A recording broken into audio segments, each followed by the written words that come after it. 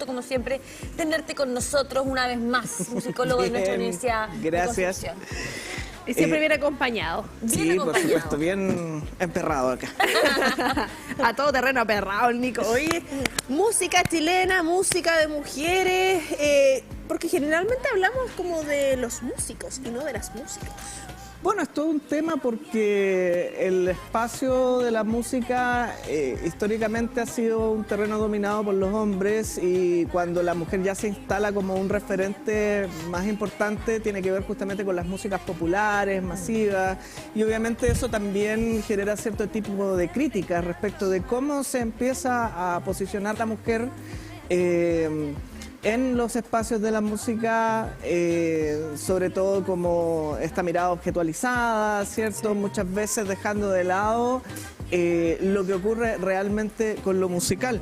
Pero en nuestro país tenemos sin duda grandes referentes en diferentes ámbitos de lo musical y en diferentes épocas. Y lo que hemos querido hacer hoy día es un pequeño recorrido justamente por algunas mujeres que han sido esos referentes y bueno, que de alguna manera han dejado su huella en la música nacional.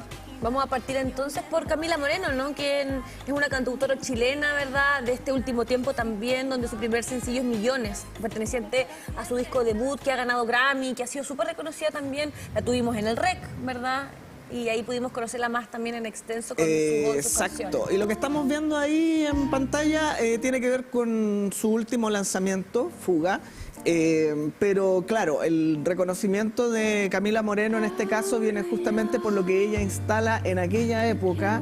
Ella comienza, claro, comienza muy joven ella, justamente el 2007 empieza a circular, 2 años después saca su primer disco, y ahí es donde viene Millones, que rápidamente es nominado al Grammy Latino, lo cual también genera ciertas críticas porque estamos hablando de una música que se supone que es hasta cierto punto underground, que tiene un contenido crítico muy potente, que de pronto aparece nominado a estos premios de la gran industria Eso te iba a decir, transnacional. el estilo de ella es más under, es mucho más bajo perfil de acuerdo a lo que conocemos como más popero, como más música de venta, así rápida. Ella como tiene un grupo más acotado, por así decirlo, pero Sí, que es popular. Lo que pasa es que hay que pensar que cuando ella emerge como cantautora, está viviéndose el pleno auge de lo que se conoce como el neofolk chileno, ¿no? Todo este movimiento de cantautoría que incluye personajes como Manuel García, Chinoy, qué sé yo, Jepe también. Pero que si uno lo piensa, es un concepto un poco artificioso, porque no es ni tan neo ni tan folk. Claro. Entonces, claro, hay toda una generación de creadores, sobre todo cantautores de después del 2000, que participan de esta suerte de movimiento. Sí. Y lo que hace Camila Moreno y por qué es referente, bueno, además de los méritos que tiene ya por su potencia como intérprete, es que logra, a través de esto de su figuración en el Grammy Latino, visibilizar este movimiento mucho más allá de los límites de lo nacional y de una manera categórica, porque obviamente podemos pensar en muchos otros de estos autores que han tenido una carrera que va más allá de las fronteras de Chile, pero probablemente ninguno haya tenido un despegue tan significativo como el que tuvo ella. ¿A qué crees que se debe justamente este despegue hacia lo internacional? También tiene que ver o relación con, como tú bien dices, de atreverse, como en este último tiempo los artistas se han atrevido a la mezcla de estilos, como tú bien dices, el folk, el rock, el canto en trova. ¿Puede haber un acercamiento mayor quizás a eso? Ese sonido indie, ¿cierto? Es característico de aquellos años, bueno, y que todavía perdura, ¿cierto? En muchas agrupaciones. Yo creo que tiene que ver con esta dinámica de tensiones que siempre se produce entre el ambiente más under de la música y la gran industria transnacional, que constantemente está necesitando renovar de alguna manera el sonido, ¿no? Porque lamentablemente el tema de música comercial funciona así, funciona teniendo que renovarse, teniendo que ser novedoso. ¿Y dónde aparece esa novedad? Justamente en estos artistas que son un poquito más outsider, que están fuera del circuito internacional, que pertenecen a países que quizás no están tan dentro de ese circuito y que justamente por tener una identidad distintiva y diferente, rompen, como bien dices, los esquemas. Y Camila Moreno en ese momento fue justamente la que de alguna manera consiguió romper el esquema de una manera que llamara la atención de la crítica internacional. Y siempre se ha mantenido al margen también dentro de lo popular que puede llegar a ser su música, como señalaba la Conci, estuvo en el REC también. Bandas sonoras de películas, como que también se ha diferenciado en esa línea para su público, pero de igual manera a mí me pareció, de hecho, hace como 2 días atrás un TikTok de Camila Moreno que andaba preguntando, ¿tú conoces a Camila Moreno? Y ella misma preguntando, sí, me suena, ay, ¿qué canción te gusta? Haciendo promoción a su último material. Y claro, la gente como que visualmente no la reconoce tanto, claro, pero sí su voz. Claro, es que tiene que ver también con este circuito, bueno, que es muy propio también de lo nacional, donde nosotros no tenemos una gran industria. Claro. Acá en Chile intentó instalarse una industria en términos de las transnacionales en los años 90, pero pasa algo, que cuando llega la internet, y sobre todo la web 2.0, que es esta posibilidad de que los propios usuarios gestionen los contenidos, entonces se rompe el esquema de la gran industria. Ya se dejan de vender tantos discos, se dejan de publicar tantos discos, incluso porque uno ya selecciona el track nomás, el tema, sí, ¿no? Entonces es en esa época justamente donde emergen estos artistas que generan una relación muy diferente con su audiencia, porque es más cercana, no es esta idea de la persona que se para arriba de un escenario y que plantea una cierta distancia con la audiencia, sino que es gente que interactúa contigo justamente a través de las redes. Y mire, vamos cambiando radicalmente también de estilos, ¿verdad? Y de generaciones, porque a continuación ya escuchamos la voz de Denise Corales. Ya, aquí nos vamos, pero a otro lado. Este es un referente que nos lleva a unos 50 años hacia el pasado y que sin embargo sigue teniendo vigencia.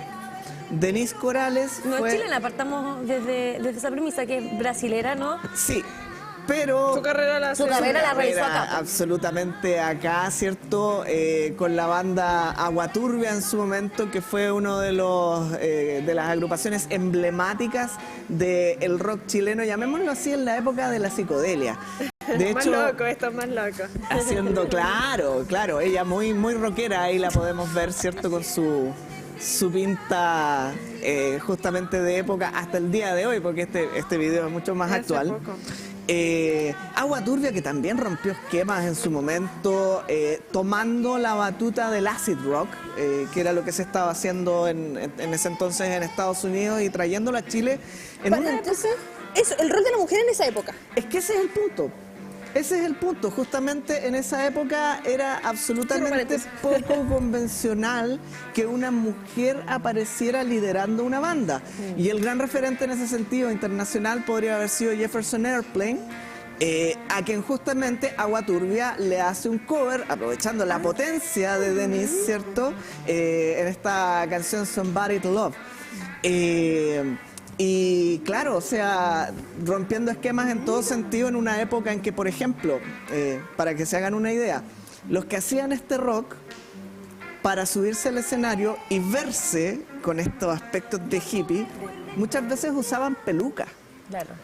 Porque los hombres, me refiero. O simplemente el pelo largo. No lo usaban. Siempre eran peluca, uno pensaba que era el pelo. Muchas veces eran peluca porque había mucha condena social. Si te veían con esas pintas, entonces estamos hablando de que ellos preferían, claro, entonces tenían un personaje para el escenario, ¿cierto? Y en la calle andaban mucho normales, más compuestitos. O sea, como se decía en esa época, para que la no normalidad de lo correcto. Claro, y es divertido de hecho ver las experiencias, por ejemplo, en libros como Prueba de Sonido de Omar Ponce, donde se cuentan las experiencias de estos rockeros de aquella época, de muchos músicos en realidad, no solo de aquella época, cosas como, por ejemplo, el consumir marihuana, que ni en ese tiempo ni siquiera se conocía. Entonces se hacía con temor, porque se sabía que era una cosa, digamos, que podía ser mal vista, pero no se la conocía. Entonces, si alguien sentía un olorcillo raro, era como, ¿y esto qué es? No como ahora. ¿Te fijas? Nico, nos fuimos bastantes años más cierto, hacia atrás. El rol de la mujer en esa época también y lo permitido que tenían las mujeres en esa época, de acuerdo también a lo artístico y en general al rol de la mujer, ¿ha ido variando con el tiempo las temáticas musicales de acuerdo también a esta evolución de género? Totalmente, o sea, hay que pensar que en esta época la mujer estaba de alguna manera relegada al mundo del pop más comercial, de la balada, ¿cierto? Sobre todo la balada, la música romántica. Entonces, que aparezca una mujer rockera, ¿cierto? Es absolutamente fuera de todo parámetro. Y no solo eso, sino que recordemos que Agua Turbia, cuando saca su disco, aparecen ellos, los integrantes de la banda, incluida ella, desnudos. Imagínate lo que significó para la época. O sea, alto impacto. ¿Y una mujer en el clarinete también era impacto en esos años? También es de impacto una mujer en general en ese tipo de instrumentos, a pesar de que la jazz singer es una figura que está instalada, digamos, en el medio musical ya desde, diría de forma bien potente, desde los años 30, con referentes pero como... la bohemia. Claro, la bohemia. Estamos pensando como referentes como Ella Fitzgerald, como Billie Holiday, ¿cierto? Pero no como ocurre con Arlette Jequier, que es a quien están viendo en pantalla ahora, conocida en los años 80 por su participación en la banda Fulano.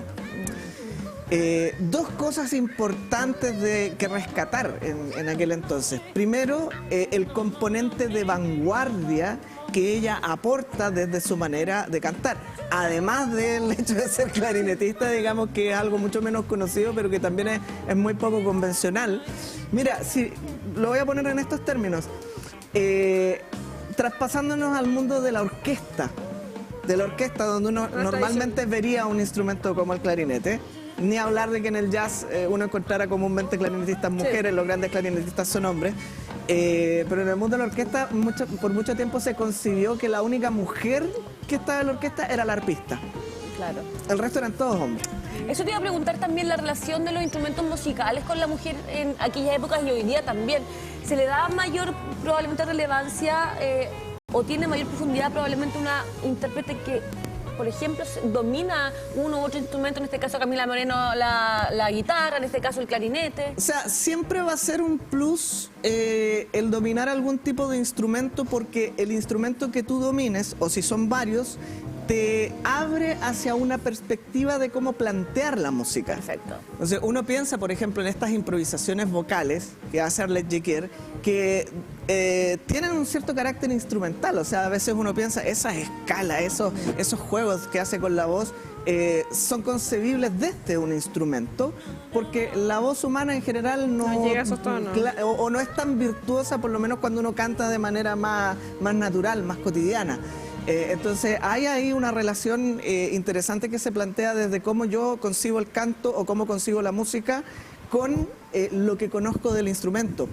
Y bueno, y en este caso lo otro que quiero destacar es lo importante que fue Arlette Jequier, que bueno, después de Fulano estuvo en media banda, qué sé yo, y también tiene una carrera importante como solista, pero con Fulano como referente también de la música de resistencia en los últimos años de la dictadura. Y si nos vamos ya a los 2000, urbano, rapero... Fíjate que aquí estamos escuchando algo que lanzó Anita Tijoux hace muy poco y que tiene este ritmo de reggaetón. Tiene este dembow de fondo. Para los que son resistentes al reggaetón hay que recordar que, bueno, es solamente un ritmo, ¿cierto? Y que se puede hacer de todo con él. Y en este caso, Ana Tijoux lo toma también para plantear este último single. Pero lo interesante de Ana Tijoux es que ella se instala como referente ya desde los 90, cuando ella vuelve, ¿cierto?, de exiliada desde Francia. Bueno, ella nacía en Francia. Nacía en Francia, en sí. el grupo Maquisa. Maquisa, de hip hop, la banda reconocida de hip hop. Y la cultura hip hop también. Sí, mujer en el hip hop. De hecho, es algo mucho más reciente, esto de que las mujeres se integren al rap y al hip hop. y en esa época era una cosa todavía vista como muy marginal, teníamos pocos referentes, ¿cierto? Todavía era una cultura que recién había emergido también a fines de la dictadura, pero ella, retornada de Francia, digamos, ella nacida allá, además trae este discurso que es bien poco convencional para la época, que es justamente el que representa a esos chilenos que no son chilenos, Claro. que son padres chilenos que nacieron allá, Y que allá les decían que eran Y chilenos que y sin llegan duda acá. llegan con un discurso político mucho más potente a la hora de las letras, a la hora de la composición, de qué manera también Ana Tijoux tiene también ese trabajo de la composición, Sí. de sus letras y de su música, Y el input que de llega que- mucho más también desde una crítica social. Y que su madre es cientista social, antropóloga, si no me equivoco, Así es. entonces también ahí hay una base potente, digamos, crítica, y lo interesante es que ella no se quedó en eso, sino que si uno sigue la carrera de Ana Tijoux, se va a encontrar con que permanentemente está muy pendiente de la contingencia, de las cosas que ocurren, tanto desde el punto de vista de lo social, de lo político, como desde el punto de vista de lo musical. Entonces, generalmente nos quedamos con las canciones que pegan, que suenan, ¿cierto?, por la contingencia, como Cacerolazo, claro, pero su producción va mucho más allá. Hasta encontrarnos con cosas como las que vemos ahora, ¿cierto? Que desde el punto de vista musical es mucho más actualizada. Y pasamos a Palmenia Pizarro. Ahora sí que nos vamos atrás. Ahora sí que nos Vamos vamos para atrás, para atrás. adelante. ¿Saben que por mucho tiempo había gente que creía que Palmenia Pizarro era peruana? Oh, Y ella es nacida y criada en San Felipe. Sí, po.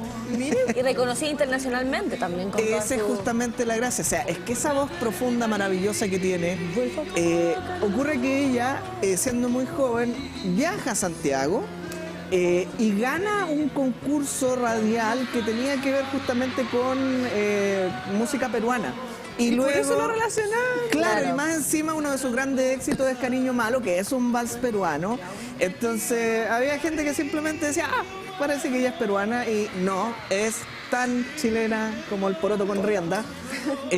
No voy a decir la empanada porque la empanada tampoco es propiamente Sí. chilena. Y lo interesante es cómo desde ese espacio, entonces, claro, aquí mucho más convencional, mucho más dentro de la lógica de lo que habíamos dicho del lugar que ocupaba la mujer en ese entonces, pero con una carrera tan tremenda que de alguna manera sí, sin lugar a dudas, se convierte en un gran referente para la música chilena. Y desde temprana edad, porque dicen que a los 11 años ya con el apoyo de sus padres, logra de San Felipe viajar a Santiago, la capital, para comenzar ya a probar suerte en la música. Claro, cosa importante, el apoyo de los padres. Sí, pues eso es lo que quería yo hoy día reflejar, porque muy pocas veces los padres ayudan, sobre todo en este país, a las carreras artísticas de los niños, porque saben que realmente Son complejas. Claro. son muy complejas. claro. Sí, sí, de hecho, bueno, es todo un tema, tal vez lo podríamos tomar en algún otro Totalmente, momento. se nos viene la segunda parte. Es un tema bien conflictivo el de las carreras de los niños artistas, y ahí podemos hablar Luis desde, Miguel. claro, Luis Sí, Miguel o la María José Quintanilla en lo local, ¿cierto? O Justin Bieber, qué sé yo, que La Cristel hizo un dolor de cuerpo. claro, pero que por ahí tuvo un éxito en Japón. Ella, Sí, creo. pues, Sí, pues se viralizó el chipi chipi. Sí. Pero bueno, volviendo a Palmenia Pizarro, probablemente ella se ha instalado dentro de la música popular romántica, incluido el vals, incluida la ranchera, la balada, ¿cierto? Como una especie de referente trascendental, en el sentido de que abarca muchas épocas, porque es de esa música que logra traspasar generaciones. Y quien traspasa generaciones y nos conmueve y es de nuestra zona. Cecilia, la Cecilia. incomparable, ¿no? O sea, si hemos hablado de romper estereotipos, 100%. Cecilia, 100%. Fíjate qué interesante que muchos de los músicos importantes, y en este caso esta cantante, provengan de localidades, ¿cierto? No necesariamente La urbe principal. de la urbe. Un poco lo que decía recién, ¿no? Esto de que como Chile está fuera del circuito transnacional, generalmente, ¿no? O sea, no es un país que esté ahí inserto, produce muchas veces música que de alguna manera refresca Claro. los contenidos que están que tienen mayor circulación. Y en el caso de Cecilia, con una mirada desde Tomé, ¿cierto?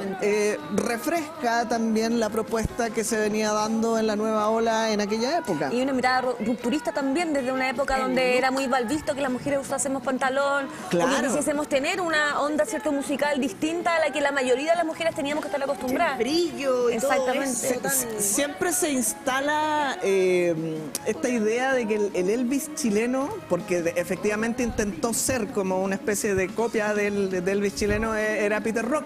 Pero a mí me parece que Cecilia está mucho más cerca Totalmente. de romper los moldes como efectivamente lo hizo Elvis, tanto desde el punto de vista, principalmente desde el punto de vista de su performance, ¿no? Con una voz muy especial, con una voz muy potente, pero también con una manera de usar esa voz y una manera de plantarse en el escenario que yo creo que más de alguna cana verde sacó en aquella época a los más conservadores. Oye, me gustó este ranking, Nico, ya finalizando. Que siga el ranking otro día. Sí, el ranking otro día, porque vimos también artistas que dejan huella y no tan de los tradicionales o de lo que uno esperaría, como Violeta Parra, que ya tiene un lugar aparte. Claro, y justamente la quisimos dejar fuera porque sería como redundar, sabemos, y es importante también decirlo, que una de las grandes referentes totales de la música chilena, ¿cierto? Y también trascendente a toda época y a toda generación, es Violeta Parra. Entonces no está de más mencionarla. Pero tampoco podemos subsumir toda la música chilena a Violeta y entender que hay mucha más diversidad. Y dentro de esa diversidad tenemos justamente una gran cantidad de referentes distintos como las que acabamos de ver hace un momento. A seguir Hagamos segunda reconociendo patita. la música chilena, ¿verdad? No solamente en septiembre, a seguir viendo la trayectoria y el talento de tantas mujeres que marcan y seguirán marcando la historia de nuestro país. Así que, Nico, un aplauso para ti.